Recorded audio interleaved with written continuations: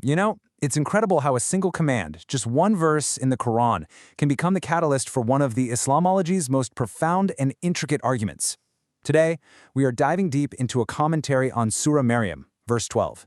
And what we're going to do is unpack its meticulous, step-by-step case for the continuous existence of a divine guide on earth.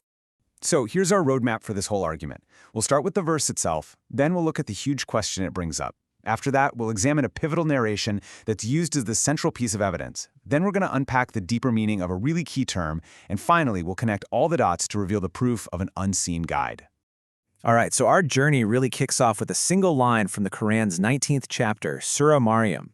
And this line, this one verse, is the foundation that this entire theological structure is built upon. So here it is, O Yahya, take the scripture with determination.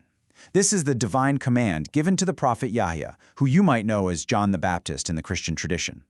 Now, on the surface, it seems pretty straightforward, right? It's a direct instruction to a specific prophet. But according to this commentary, it is so much more than just a historical event. It actually establishes a divine precedent. The argument here is that this act, God appointing a guide and entrusting him with the scripture, isn't just a one-off thing. It sets up a fundamental principle, a kind of divine protocol, if you will. The logic goes, if a guide was explicitly provided to hold the book for that community, it strongly suggests that humanity, by its very design, requires a divinely appointed authority to safeguard and correctly interpret revelation. And this is where it gets really interesting, because this principle, once you accept it, immediately creates this urgent, timeless question for every single generation that came after. I mean, think about it. If that kind of direct guidance was considered essential back then, what about now? What about all the centuries in between? This becomes the central problem that the commentary is determined to solve. Is there some kind of permanent mechanism in place to ensure divine guidance is always available on Earth in every single age without exception? Now, to answer this massive question, the text doesn't turn to abstract philosophy. No, instead, it presents a pivotal narration from a key historical authority, and this narration serves as the absolute cornerstone of its entire argument. So we're introduced to Imam Jafar al-Sadiq. He was the sixth Imam in Shia Islam, a direct descendant of the Prophet Muhammad, and just a towering intellectual figure. His teachings were foundational not just for Shiism, but they also had a major influence on Sunni jurisprudence. So when he speaks, his words carry an immense amount of weight. And here is that critical statement. The Imam asserts, very clearly, that the earth is never without a hujjah. Now, hujjah is an Arabic term, and it means a proof, an authority, a conclusive guide. And look at the function of this hujjah. He's the ultimate arbiter of the religion, protecting its pure form, rejecting any additions, and correcting any omissions.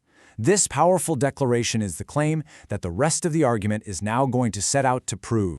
So how do you prove the Imam's statement? Well, the text takes a concept we all think we know, martyrdom, and it peels back the layers to reveal its deeper linguistic meaning. And this is absolutely critical to the logic of the argument. Okay, so typically, when we hear the word martyr, or shaheed in Arabic, we think of someone who dies on the battlefield fighting for their faith. But this commentary presents a much more profound, a much more theological definition. A true shaheed, it argues, is someone who dies having correctly recognized and known the divine guide, the imam of their specific era. Now, this reinterpretation is only possible because the root of the Arabic word shaheed literally means witness. So the argument completely recenters the concept. It's not so much about the physical act of dying anymore, but about the cognitive, the spiritual act of witnessing the truth. It becomes a matter of insight, of knowledge, not just physical sacrifice. And this really shows you the profound implications of this redefinition. All of a sudden, martyrdom becomes a state of spiritual insight. According to this text, a person could die peacefully in their sleep and still be considered a shaheed, a witness, so long as they possess that correct knowledge of the guide of their time. The cause of death becomes almost secondary to the state of one's conviction and knowledge. Okay, so now let's connect all these dots. Let's see how this very specific redefinition of a witness becomes the logical proof for a continuous and maybe even unseen divine guide. The logic here unfolds in three very clear steps. First, there's an understanding that the Quran promises there will always be shuhada, witnesses for the truth on earth. Second, as we just established, the text defines the absolute truest form of a witness as someone who knows the imam of their age. And so the third step is the inescapable conclusion. If God's promise of witnesses is to be fulfilled in every single era, then there must logically be an imam present in every single era for them to witness. It's simple, really. You can't have a witness without something or someone to witness. And there it is, the final piece of the puzzle. The guide's existence becomes a theological necessity, a requirement to uphold a Quranic promise. His presence is what's essential, not his public visibility.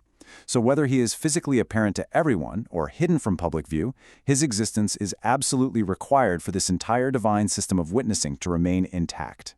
Ultimately, what this text reveals is a belief that the guide, the imam, serves a kind of cosmic function.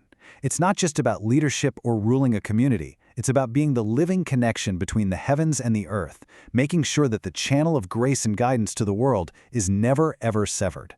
And this leaves us with a really profound thought. What does it truly mean for guidance to be present, even if it can't always be seen?